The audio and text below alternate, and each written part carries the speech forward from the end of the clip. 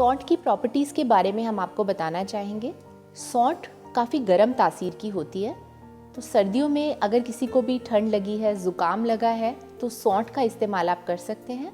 आप सौंठ को पानी में उबाल के उसका काढ़ा बना सकते हैं, या सिंपली ही अगर आपका गला ख़राब है तो सौंठ का एक छोटा सा टुकड़ा और कच्ची हल्दी का एक छोटा सा टुकड़ा आप मुंह में रख के उसको चूस सकते हैं। तो इससे आपका गला भी ठीक रहेगा और साथ साथ आपका जो नज़ला या ज़ुकाम है उसमें भी आपको काफ़ी आराम मिलेगा।